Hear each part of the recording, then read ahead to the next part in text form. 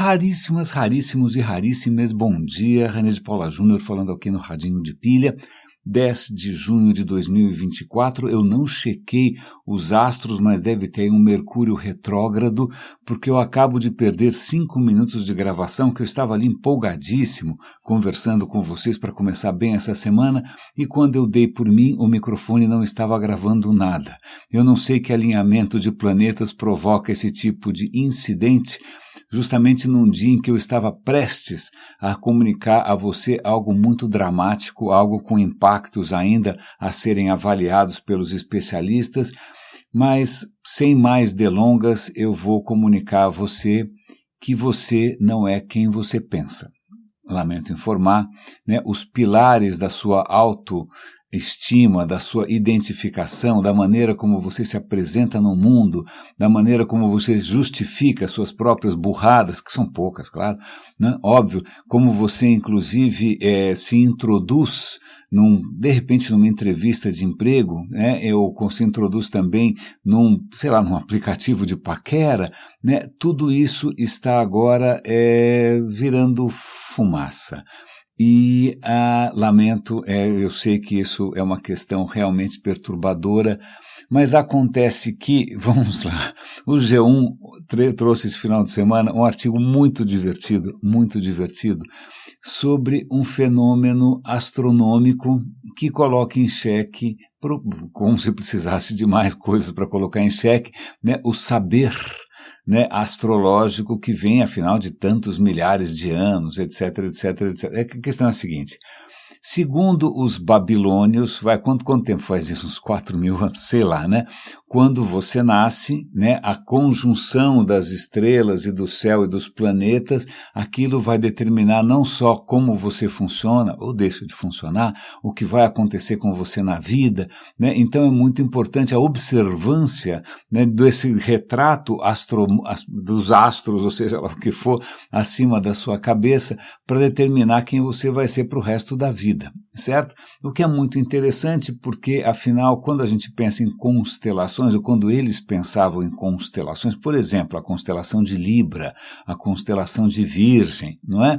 A constelação, parece que os caras imaginavam, e eu acho que não era muito diferente disso, que o céu era algum tipo de redoma, algum tipo de abobada, algum tipo de cúpula, algum tipo de calota, ou seja, o que for, onde tinha ali uns LEDzinhos, umas lampadinhas que seriam os astros fixos congelados ali, exceto, é claro, pelos planetas que tinham um comportamento completamente esquisito, né? Parece que às vezes eles iam para trás, iam para frente, daí vem essa história do retrógrado, mas se a gente parar para pensar, isso o G1 não fala, quem está falando aqui sou eu, porque realmente eu fico maravilhado com a nossa capacidade de acreditar em absolutamente qualquer coisa.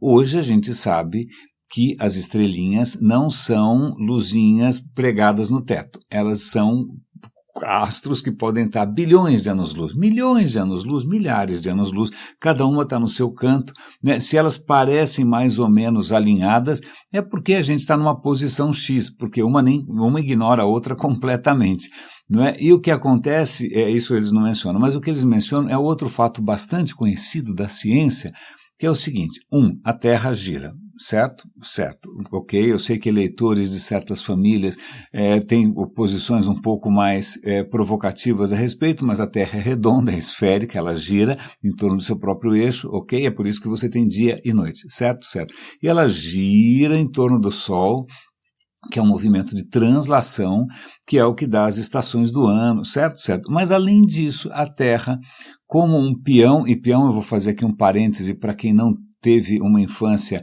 aí um pouco mais caseira, um pouco mais caipira, peão era, não sei se ainda é, não sei se isso ainda existe, né, no repertório lúdico ou ludopédico infantil, não, ludopédico é futebol, né, no lúdico infantil, o peão era um objetinho bastante simétrico, inclusive muito bem feitinho, né, em que você girava o bichinho assim e ele ficava de pé por algum tempo, mas não demorava muito para que ele começasse a oscilar para lá e para cá, ficasse rebolando, e esse movimento de rebolação, ou rebolamento, qual é a palavra para isso, eu não sei, é que o planeta faz. O planeta tem um movimento de precessão, ele é como se fosse um peão que já está começando a ficar meio bambo, Então esse movimento de precessão, ele não é tão perceptível assim, porque ele tem um ciclo mais lento, se eu não me engano, pelo que a minha memória, se a minha memória não me trai, o ciclo é de 26 mil anos. Isso quer dizer o seguinte, né? Vamos pensar que a Terra é uma esfera, então tem o polo norte geográfico e o polo sul geográfico. É como se você fosse fazer um peão, você pegava uma bolinha, enfiava uma agulha ali, um prego, né, no polo norte, saía no polo sul, pronto, você tem um peãozinho, né? Então, à medida que a Terra faz esse movimento de precessão, ao longo de muito tempo, o polo norte, a ponta do prego, cada hora ele está apontando para um lugar, né? Ou seja, o céu aparente para quem está aqui na Terra, ele muda também, muda muito lentamente, mas muda, né? Então veja, isso quer dizer que o céu que era visto pelos babilônios é diferente do céu que é visto hoje.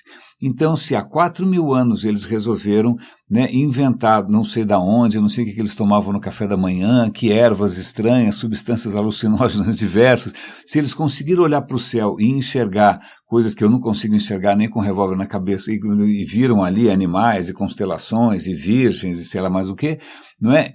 E aí eles, para completar o circo, eles aí, não, é o seguinte, está vendo?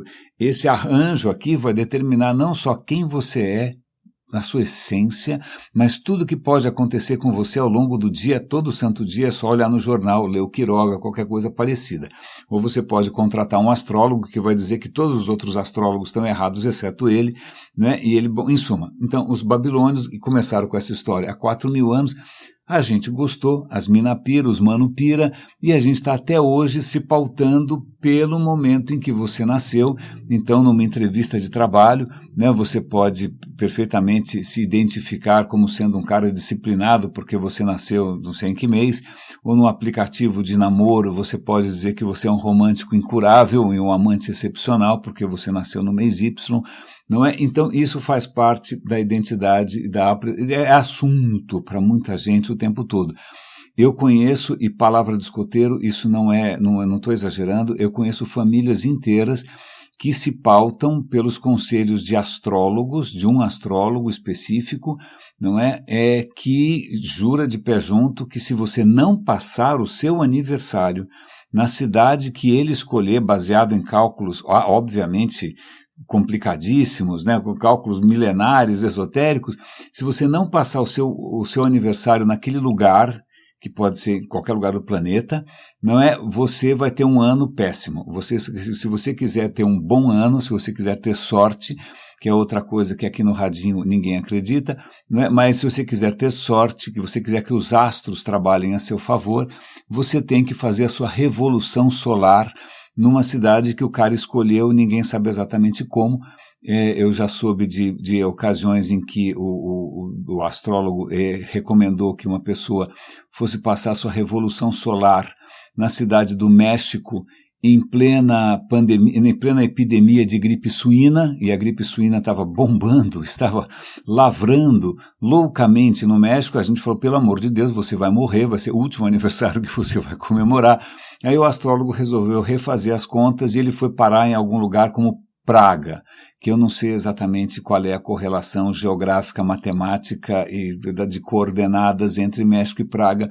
Eu nunca entendi também por que nessas contas desse astrólogo você não tem que passar num barquinho no meio do Oceano Índico, né? Porque se a superfície da Terra 3/4 é água, digamos que a chance de que ele só escolha a Terra é um pouquinho esquisita, um pouquinho questionável. Mas desculpa, desabafei, é que eu tenho uma dificuldade muito grande de lidar com essa informação, mas voltando para o artigo do G1, que é muito divertido, o que ele mostra é o seguinte: bom, do tempo dos babilônios para cá, né, digamos que o mundo mudou, né? O céu já não é mais o mesmo céu, né? A estrela polar não é mais a mesma estrela polar, então as coisas não estão exatamente como estavam no manual. Então você teria que recalcular o seu signo. Então ali várias instituições estão fazendo isso para você. Então eu vou dar o link para vocês recalcularem o seu signo, e de repente você pode não ser mais alguém de Virgem, ou de repente você é alguém de Leão, De repente você não é mais de Libra, você é de Virgem. Eu sei que deve ser uma coisa horrorosa, porque você deve ter provavelmente impressões muito vívidas de como cada signo funciona, e Deus me livre-se daquele signo que você não gosta, mas de repente você é. Né? Ou então prepare-se para essa revelação, vai lá, dá uma olhada, né? Isso o que me faz lembrar, isso é até uma história pessoal. Eu nasci em outubro, então em princípio eu sou de Libra, ou deveria ser segundo os babilônios, não sou mais, sei lá o que eu sou, não é? Mas aí tinha essa história do não basta saber o signo, porque você tem que saber o ascendente. Ok, com dente, ascendente, tanto faz. Então vamos ver como é o ascendente, que horas que eu nasci. Você nasceu X horas da manhã, então meu ascendente é Virgem. Aí eu lia lá, Virgem, será que é por isso que eu sou assim? Então a minha vida inteira, né? Esses 50 anos vivendo com essa, sei lá, com esse norte, com esse farol da minha identidade, do meu estar no mundo. Quando eu conversei uma vez com a minha avó, que acompanhou o meu parto, ela estava inclusive um pouco mais lúcida do que minha mãe, que estava lá se esbaforindo, óbvio. Então a minha avó falou, não, imagina, você nasceu às 10 da noite. Então vamos refazer todos os cálculos, né? Os astrólogos estavam completamente equivocados, e aí, segundo esses cálculos, eu já não sou, meu ascendente agora é Gêmeos, o que obviamente para muita gente faz muito sentido, claro, né? Então vejam que coisa curiosa, eu passei a vida inteira me identificando com uma coisa equivocada do ponto de vista imediato, quer dizer, né, acho que a minha família tinha me informado errado, mas aí agora eu tenho essa segunda decepção, que é descobrir que por mais que eu goste dos librianos, do seu senso de justiça, né, da sua sensibilidade afetiva, né, agora eu posso estar sendo promovido ou demovido a um signo que de repente eu nem gosto tanto. Então fica aqui essa dica para você ler no G1, eu achei essa história absolutamente ótima. O que eu fiquei feliz é que logo de cara o G1 já dá uma traulitada na astrologia, dizendo que, olha, isso daqui não leve isso a sério, porque nenhuma ciência desconsidera a astrologia, porque não tem nenhum fundamento possível, imaginável, né? Mas eu gostei pelo menos da maneira como eles estão tratando dessas superstições e crenças tão arraigadas, né, tão importantes para nosso senso de quem nós somos, para onde nós vamos, etc, etc, etc. Aliás, eu convivo com bastante frequência com gente que a todo momento fala, não, eu faço isso porque eu sou virginiano, eu sou qualquer coisa parecida. Infelizmente, eu tive uma decepção recente, não vou entrar em detalhes, com a BBC, um canal de ciências da BBC resolveu fazer um vídeo cuja chamada era bastante questionável do ponto de vista científico e dava voz a cientistas que talvez não merecessem esse rótulo. Eu não vou entrar em detalhes aqui, eu não vou contribuir para a disseminação de pseudociência, mas eu imediatamente tuitei lá contra a BBC, mandei um e-mail para os caras da BBC, falei, meus caros, o que está acontecendo com vocês?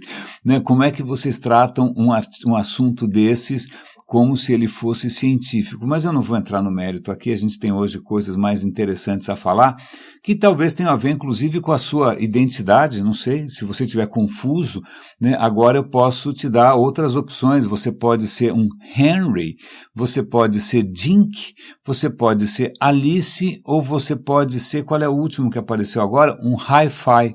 Pronto, você tem 4 opções de existência, se bem que são opções que talvez você não tenha tanto controle, né? Essa história toda de Jinx e Alice, Hi-Fi e Henry surgiram de um artigo aqui da Business Insider. Eu vou dar o link para vocês, o link como sempre está na descrição desse episódio, está no radinhodepilha.com, que é ali um tesouro, é todo repositório de tudo que eu já publiquei ao longo desses 8 anos, não está no nosso canal no Telegram, nosso canal no WhatsApp, mas, pois bem, o artigo do Business Insider está falando de uma coisa um pouco deprimente, um pouco patética, que são os Hi-Fi. Hi-Fi, na minha cabeça, sempre foi, pelo menos para quem nasceu na década de 60 e cresceu na década de 70, Hi-Fi era a abreviação, ou sei lá como é que chama isso, de alta fidelidade. Então você podia comprar um aparelho de som que era Hi-Fi. Né? É lógico que o tempo passou e agora você pode comprar um aparelho high-res, de alta resolução, né? Porque afinal o MP3 é um lixo, né? Eles estão começando a oferecer opções um pouco melhores, mas vamos voltar. Então, Hi-Fi, que era alta fidelidade, no mundo, né, da demografia, né, de você, como é que você categoriza a população norte-americana, eu acho que isso vale para outros países também, vocês vão ver logo. Eles inventaram, o americano adora essas siglas, adora acrônimos, né, e Hi-Fi é o cara que tem a alta renda, mas é financeiramente instável.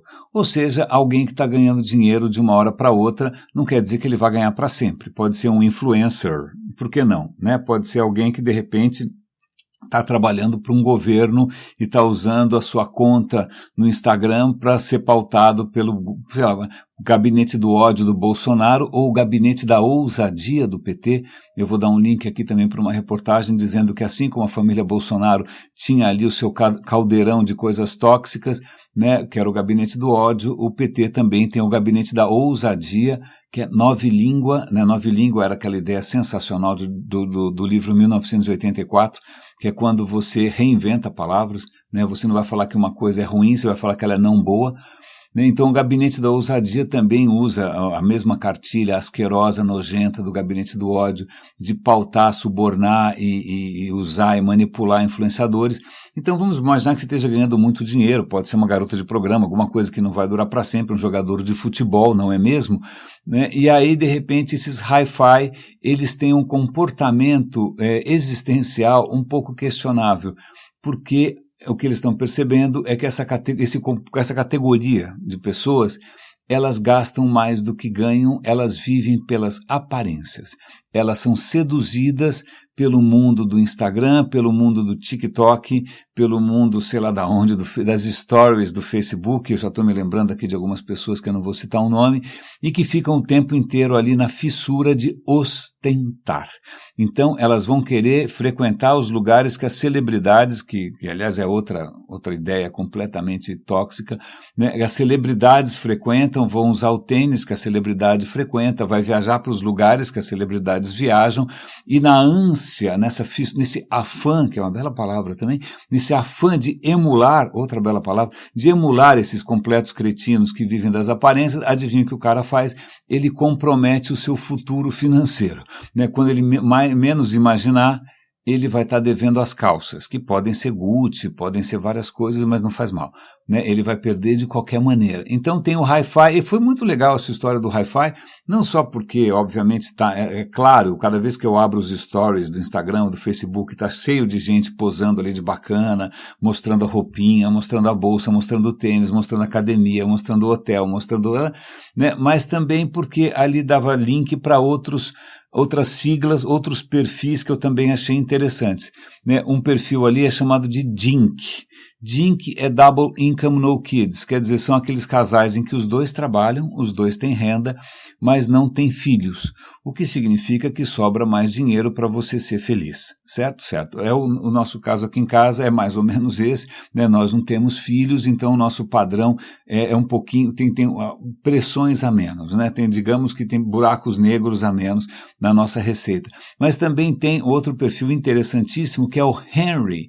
Henry é o cara que ganha bem, high earnings, mas not rich yet. O cara ganha bem, mas ainda não está rico, né? Esse é um outro perfil, tem um certo comportamento, é o cara da Faria Lima que começou a ganhar bem, né? Foi contratado porque ele falou que ele mexia com inteligência artificial, ou mexia com growth, alguma coisa assim, de uma hora para outra ele está ganhando um dinheirão, mas ele ainda não é rico, né? Porque ele não tem um patrimônio extraordinário, nem nada demais. E aí, por último, tem uma categoria que acho que numericamente é mais expressiva, que é a Alice.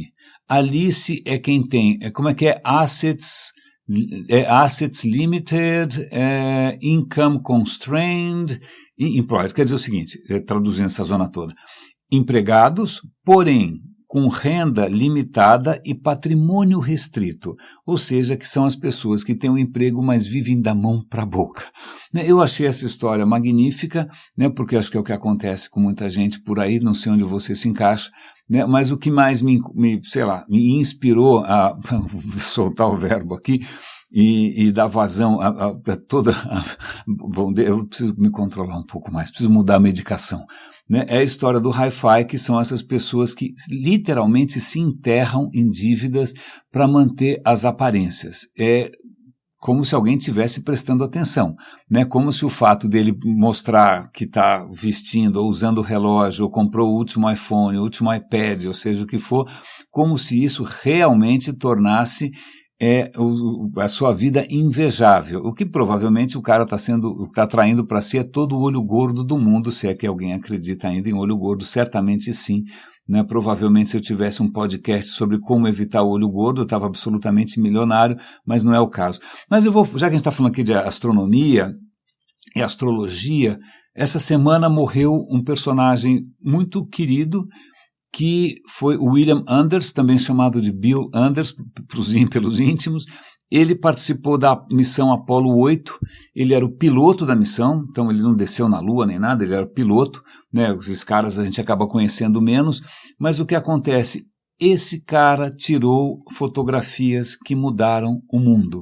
Né? Quer dizer, o mundo, nas fotografias dele, o mundo é o que a gente chama de mundo, né? O que a gente chama de que a gente olha em volta, essa complexidade gigantesca, a história humana, milhares de anos, nações, geopolítica, noticiários, tal. Bom, na verdade é uma pelotinha azul perdida no céu negro, não é?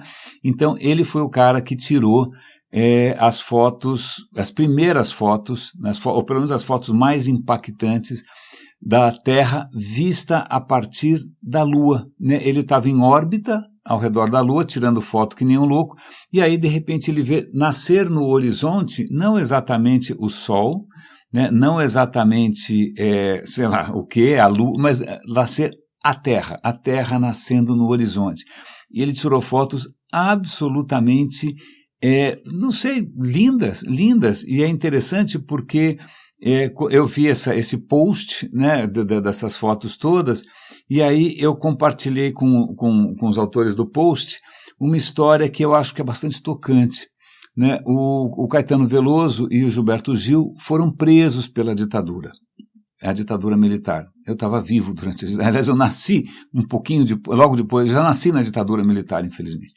Né? E aí o Caetano Veloso estava preso, e aí passaram para ele um jornal em que saíram essas primeiras fotos do Bill Anders, e isso inspirou uma música que eu acho absolutamente maravilhosa. Eu lembro quando ela saiu, né, a primeira vez que eu ouvi e tal, etc e tal, que é a música que chama Outra Banda da Terra. Né? E eu vou ler para vocês, eu não vou cantar, não me atrevo, né? Mas eu vou ler só um pedaço que eu acho que é extremamente, sei lá, afetivamente para mim importante, é uma coisa que me inspira. Quando eu me encontrava preso na cela de uma cadeia, foi que eu vi pela primeira vez as tais fotografias em que apareces inteira, porém lá não estavas nua, sim coberta de nuvens. Terra, por mais distante, o errante navegante, quem jamais te esqueceria? Ninguém supõe a morena dentro da estrela azulada, na vertigem do cinema, manda uma... Assim vai essa história toda dessa música do Caetano Veloso. Eu estou apaixonado por uma menina terra, signo do elemento terra, do mar se diz terra à vista. Estou me emocionando um pouco aqui, porque essas fotos não emocionaram só o Caetano Veloso. Essas fotos são praticamente ali o signo astrológico de nascença do movimento ambientalista. Foi aquele momento em que a gente para de ficar pensando se Bolsonaro versus Lula, né, sei lá o que, Estados Unidos versus o resto do mundo, Israel versus Palestina, cristãos versus evangélicos versus umbandistas, sei lá eu, candomblé. Não, em que a gente olha, né, olha e fala, estamos todos no mesmo barco, e é um barco pequeno, e é um barco no meio do nada, e é um barco lindo, e é um barco frágil, né? Essa fragilidade da Terra. A Terra é um aquário, ela é um viveiro, ela é um jardim, é um paraíso muito frágil no meio do nada. E essas fotos, ainda mais que elas são tiradas ali com a lua em primeiro plano, com o sol, e aquela lua que é estéril, que é cinza, uma lua que é morta, né? E dali você consegue ver um planeta onde, há alguns bilhões de anos, começou a aventura extraordinária da vida e que a gente demorou muito para entender, né? Quando a gente começou a entender do que se tratava, o planeta já estava em rota de colisão com o progresso, com as nossas ambições, com o consumo, com os hi-fi, com as celebridades, com o Instagram, com o Bitcoin, etc. e tal. Então, essas fotos do Bill Anders, que morreu semana passada, elas são praticamente o despertar da consciência planetária, o despertar da consciência ecológica. Foi aí que a gente, toda vez que você quer, veja, toda vez que você vai fazer uma apresentação, ou você vai assistir uma palestra, ou que alguém vai falar sobre o meio ambiente, a primeira coisa que ele faz é usar uma imagem da Terra vista do espaço. Veja, a ciência, isso é muito interessante, né? Há milhares de anos a gente está aqui na Terra imaginando baboseiras sobre o céu, não é? E que a gente continua pagando consultorias e mapas astrais, etc. e tal, baseado nessa completa tolice. Agora, quando finalmente a gente consegue descolar um pouco, né, usando ciência, usando um esforço internacional, um esforço coletivo, né, um esforço supranacional, a gente consegue sair, né, da órbita e a gente consegue olhar para trás e consegue ver o nosso planeta como nunca foi visto, né? Isso deveria ter promovido, não sei, né, isso deveria estar dentro do seu coração, mas não está. O que está dentro do nosso coração é se Mercúrio é retrógrado, se Marte está alinhado com Júpiter, né? Essas coisas são muito difíceis de acompanhar, mas eu acho bastante inspirador. Duas coisas rápidas aqui, o resto acho que eu vou deixar para amanhã, não vou abusar do tempo de vocês. Tem um artigo muito interessante numa revista, num canal, né, num site de arte, de história da arte, que é sobre uma revolução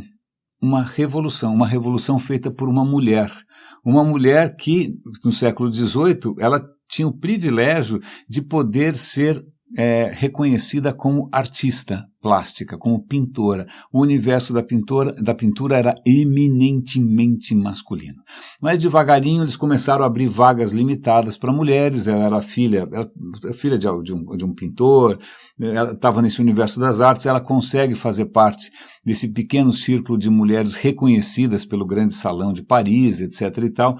Então, a Elisabeth Vigée, ela pintava retratos, mas aí ela começou a cometer ousadias. E aqui tem um retrato que é absolutamente extraordinário. É uma mãe com uma garota e o retrato provocou frisson. Em Paris as coisas provocam frisson, não provocam rebuliço, né? Provocou um frisson, né, na inteligência, no pessoal ali que entendia onde já se viu, isso é um assinte, isso nunca se fez, porque veja, são centenas de anos de tradição de pintura, quem essa mulher pensa que ela é? Bom, o que a Elisabeth Vigée fez de errado? O que ela fez de ousado? O que ela fez de revolucionário? A mãe e a filha estão sorrindo. A mãe e a filha estão sorrindo, estão com os lábios entreabertos. Você consegue perceber na mãe um pouquinho dos dentes, a filha está com um sorriso mais aberto, então você vê os dentes e você vê a gengiva, né? E isso era praticamente pornografia naquele tempo, era uma ostentação, onde já se viu, que vulgaridade, né? Então veja que engraçado, hoje todo mundo, se você vai mandar uma foto de perfil, você tem que estar sorrindo, todo mundo tem que estar sorrindo, né? Você pode ter aplicativos, inclusive, para tornar o seu sorriso ainda mais sedutor, né? Com olhos irresistíveis e lábios carnudos e macios e melífluos. Bom, em suma, mas então, veja, o sorriso que para a gente hoje é quase uma obrigação, se você não tirou uma foto sorrindo, você tem algum problema. Isso foi uma revolução, porque até então todo mundo ficava com a boca fechada, o que talvez fosse inclusive uma medida bastante prudente, porque digamos que a higiene bucal ao longo dos tempos não era exatamente magnífica, ainda mais quando a Europa descobre o açúcar, né, quando a Europa começa a ter cáries desesperadamente, né, quando a Europa começa a perder os dentes. Então veja, abrir a boca não era necessariamente um belo espetáculo. Eles não tinham descoberto ainda esses tratamentos que aparecem no Instagram, que você fica com aquele sorriso luminoso, parece que você tem que carregar o dente no USB, ele vai brilhar à noite. Né? Não. Na verdade, ter os dentes em ordem não era uma coisa tão comum assim. E não só na Idade Média, quando você vê pinturas e alguém está gargalhando, é um louco. né, o sorriso e a risada eram representações de alguém que era completamente perturbado, alguém que era um marginal da sociedade, alguém que não tinha juízo, né? Então veja aí pequenas revoluções. Eu gostei muito dessa lembrança, dessas fotos do Bill Landers. Eu vou usá-las como imagem do post de hoje. Eu espero que elas mudem um pouco a perspectiva de vocês, né? Que a gente pare de se preocupar com alinhamentos planetários completamente fantasiosos e a gente consiga olhar para a nossa casa, né? Para esse paraíso que a gente está expulsando o paraíso do planeta, né, para esse planeta que, aliás, nunca foi sempre assim, né? Aliás, eu estava ouvindo, até vou dar o link também para quem quiser, uma entrevista muito interessante com uma arqueopaleontologista que, na verdade, ela está tentando entender não só a história do nosso planeta, mas também para entender a história da vida no resto do universo. Ela olha para o universo e, ao invés de ver constelações, ela vê lugares onde a vida pode florescer, né? Mas são lugares muito diferentes, são lugares muito distintos, mas o que é interessante é que a Terra nunca foi igual a ela mesma, né? A Terra, há 3,5 bilhões de anos, quando a vida surgiu, era irreconhecível. A vida surgiu provavelmente debaixo da água,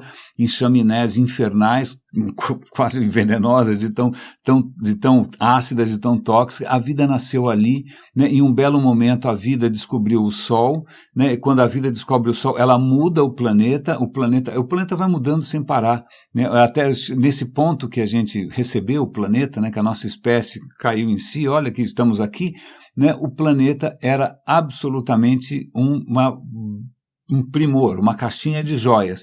E a gente demorou para entender a dádiva que a gente recebeu. E, de novo, o planeta está mudando para alguma coisa menos propícia, menos dócil, menos... Bom, de longe acho que ninguém vai perceber muita diferença, né? Mas para nós que estamos aqui, que perdemos essa perspectiva, infelizmente, eu acho que o cenário, né, a previsão astrológica aí não é tão positiva. Eu acho que na verdade não são eu acho que os astros não são retrógrados. Retrógrados são as pessoas que, por exemplo, insistem em votar na extrema-direita nas eleições europeias, né? Eles insistem em eleger. Acho que a gente que é retrógrado e prefere acreditar em coisas que não têm pé nem cabeça. Raríssimos e raríssimos. Bom começo de semana para vocês. Cuidem-se. Um grande abraço e até amanhã.